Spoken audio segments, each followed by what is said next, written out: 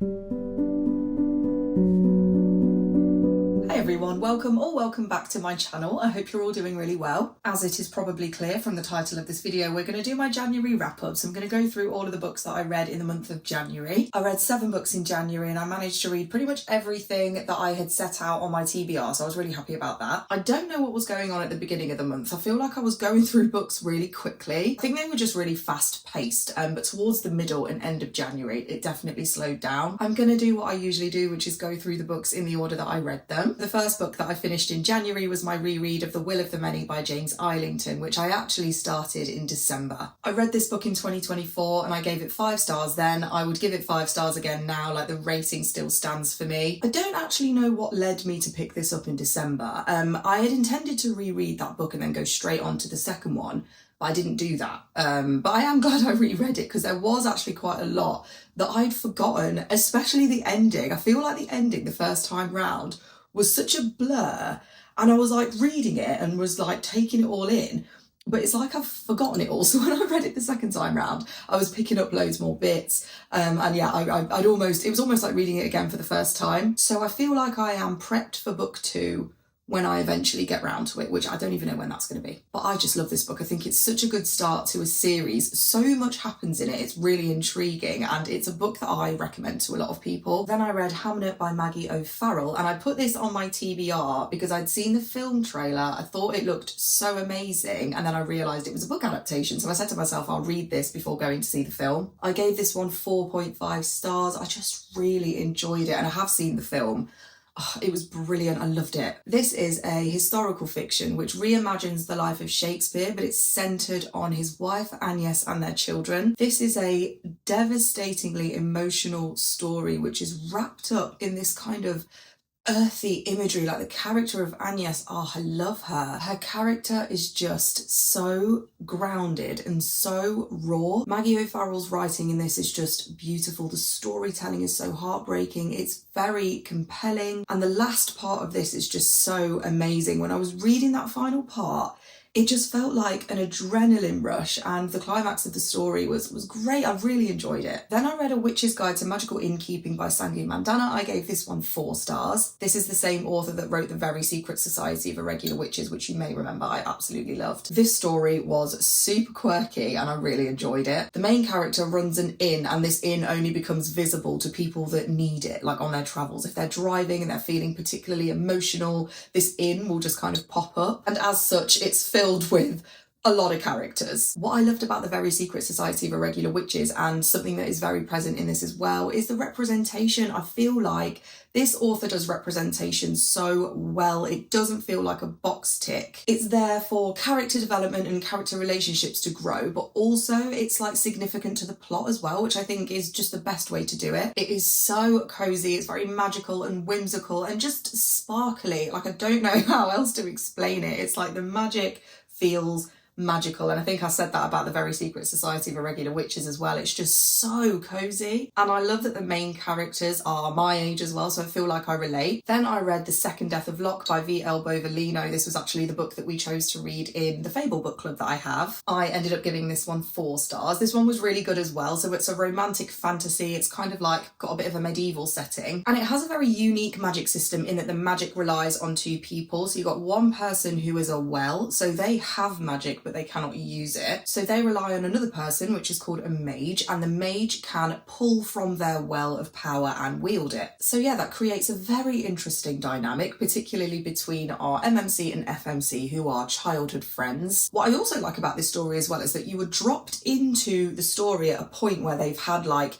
years of battle, which again creates an interesting dynamic. Usually when a series starts, it's kind of ramping up to like a battle, and because of that, like the characters have completely different motivations. They're at a different point in life, and you get this sense that they have been through a lot, and you can really feel that not just with them 2 main characters but also all of the other characters, and that's another thing I really loved, the representation in this as well, with all of the side characters and their kind of found family. They embark on this quest. Side note, I love a book that has a quest. I love the romance in this as well. If you like a slow burn and a really nice yearning romantic plot, then you will like this. What's also good about this one is that it is a standalone. So I think there are going to be more books in this world, but I think the story of the characters that we've met in this first book is complete, but you do get the sense that there's a lot more like in the world building and in the wider world to explore. So I feel like we will be exploring that in future books. This is the first thing I've ever read by this author and so well written. I really enjoyed it. Then I read Thorns and Fire by Helen Shearer. So this is the book that follows up Iron and Embers, and it's book 2 in the Ashes of Thesmar series. I really enjoyed this. I gave it 4.5 stars. I think I was just really in the mood for this. Like I was really feeling romantic fantasy, romanticies. I was just like in the mood for it, and I read this very quickly. I feel like I read this in like a 24-hour period. There was a point where all I read was romantasy. Like I would literally read it back to back to back. And I think I just kind of burnt myself out with it. And I just discovered like epic and high fantasy, and I found that that was like more my thing. But every now and again, I do love a romantasy kind of palette cleanser. And sometimes I do happen across series that I'm just like really enjoying, and this is definitely one of them. So it is very romance heavy. It is like one of the main plot points. And I will say that at the beginning of the book, it did get on my nerves a little bit. Like we've got dual POV, which isn't always my favourite thing. Like I like multi-POV if the POVs are giving us something. And I actually thought that it was done quite well in book 1.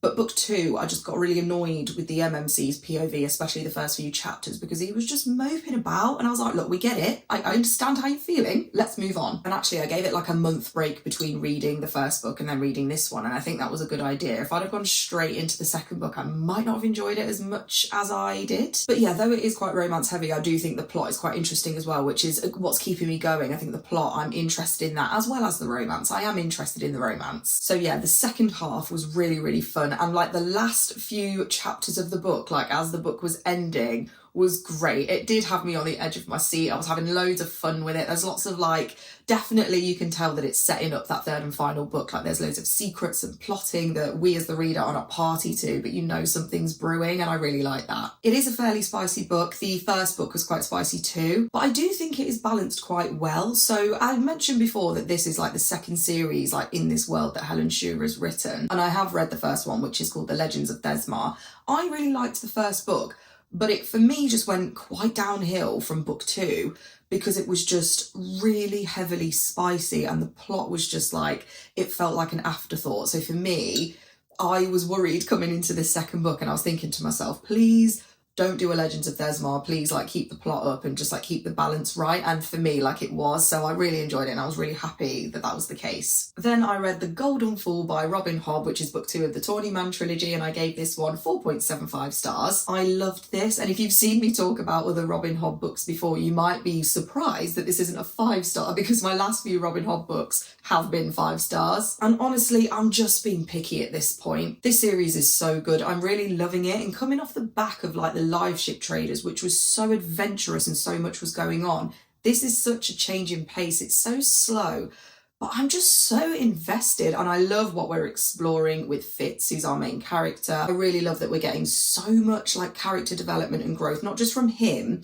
but from all the characters that he interacts with. I really love their sort of developing relationships and how complex the dynamics are, and really getting into that and exploring it. I just feel like it's so just compelling. The middle section of this book was so enthralling. Like I literally could not put it down. Like the way this plot is thickening, all of the kind of, I don't know, the worlds are colliding and the plots are converging. It was so exciting to read. I just get this feeling that something big is going to happen, whether it's in the next book or whether it's in like the wider realm of the Elderlings books, something's going to happen. And where it dropped that 0.25 for me, which is very small, is just the ending. There's a lot of political intrigue in this, and like lots of different political threads, which I actually did enjoy. I found it really interesting. But the way the book ends is on a very political thing that's going on. Really hard to talk about it because it's a second book, but it kind of slowed the book down a lot. And I think that's intentional because we're going to go into the final book of the trilogy. So I think it's intentional to slow it down. But I think that is just where it kind of lost it for me. I think because that middle book, I say lost it. I still really, really love this book, and it was hard not to give it 5 stars, but I think if I'm going to be honest, at that last portion, it was just a bit slower. However, the epilogue was really good, and it was only like a page, and I am so excited to read the final book in that trilogy. I'm scared, of course I'm scared. But yeah, I just love it. I really, really am loving The Realm of the Elderlings, and I just feel like these are going to be the best books that I've ever read. I can see the whole Realm of the Elderlings being my favourite series of all time. I just feel so absorbed. It's brilliant. And then the final book that I read in January was an ARC, and it was Operation Bounce House by Matt Dinniman. Matt Dinniman is the author that wrote the Dungeon Crawler Carl series. I've read 2 books from that series and I loved them, so I was really excited to receive this ARC. I gave it 3.75 stars, and that sounds low. It's not. I had a really good time with this. I think it had a bit of a disadvantage because it followed The Golden Fool, and anything that follows Robin Hobb is, you know, you're already in a losing position. But this was really good. It's not my usual genre. I don't normally read sci-fi. I've only read like a handful of sci-fi like in my life. I was expecting something like really crazy, like Dungeon Crawler Carl. If you've read it, you will know it's very, very bonkers. I was actually very surprised by what I read in this book. So the characters that we follow live on a planet where people came from Earth like 70 years ago to live on this planet, and they are basically like farmers. And then randomly one day they get attacked by this robot that's being remotely controlled by somebody that lives on Earth. Actually, teenagers that live on Earth are like remotely controlling these robots that are just like causing chaos on this planet. So the group that we follow are there to like protect their planet, protect their home and each other. It's funny and very action-packed, but it's also like, it's full of heart. The characters that we are following have known each other their whole life. They really love each other, and you can see their connection in the way that they band together, but also in just like the way that they interact. And there's also quite a lot more going on in this plot other than just like the threat of these kind of machines. There's this kind of undercurrent of conspiracy, like a load of people on this planet died off, and there's kind of no real explanation for that. It kind of comments a bit on AI. So yeah, this is a good one. I think it probably didn't rate higher for me just because it is sci-fi, and there are some passages, like especially in the middle, which felt a little bit slow, and it felt very info dumpy. I don't want to say like info dumpy because that sounds like it's written badly, which I don't think it's written badly. I just think there's a lot of information in there that my brain wasn't really braining. But I think if you like read about this subject matter or read sci-fi more, you might not feel that. So that was my experience of it, but I did still enjoy it. So that is everything that I read in January. I am halfway through a book at the moment, which is Emily Wilde's Compendium of Lost Tales, which is book 3 in the Emily Wilde series. I did hope to finish this before the end of January, but I didn't get to it, and I wasn't going to just rush through it just to include it in this wrap up. So yeah, I'll probably finish that in Feb. But I am really liking it so far. It's very, very cute, very cozy fantasy. And I am also listening to an audiobook at the moment. I'm listening to Unruly by David Mitchell. I'm so glad I decided to listen to that as an audiobook because David Mitchell reads it and he's so funny. I'm hoping to finish that in February, but we'll see. I don't tend to listen to audio that much anymore because I don't have a commute. I don't like drive to and from work. I'm barely in the car, so I don't actually listen to audios too much. But yeah, hopefully I'll finish that in Feb. Overall though, I feel like I've had a very good start to January. I feel like 7 books is very good, and I was happy with everything that I managed to read, and happy that I kind of ticked off the TBR that I'd set for myself and managed to like squeeze another one in. I think my favourite book was obviously The Golden Fool because it was my most highly rated, but I did really love Hamnet as well. I feel like that's one of those books that has like stayed with me throughout the month. I read it at the beginning of the month and I like still think about it now, probably because I see it everywhere, like all over social media, and because the film's out, people are reading the book and watching the film, which is great. I love that. So yeah, those are my 2 favourites of January. Let me know how you've been getting on in January, if you've been reading a lot or if you've taken it quite slow. Let me know if you've had a good start to the year as well. I feel like a lot of people, myself included, are taking things slow. Like I've got goals and I want to, you know, have a really good start to the year and set off some consistency, but I also am making sure that I've got time to rest and do the things that make me happy and set up a lot of things and kind of ease myself into the year rather than trying to get everything done this month, and I feel like that's worked a lot for me. But yeah, let me know how you guys are going. If you like this video, please do give it a thumbs up, and if you want to see more videos from me, then do subscribe. Thank you for watching, thanks for being here as always, and I'll see you in my next video.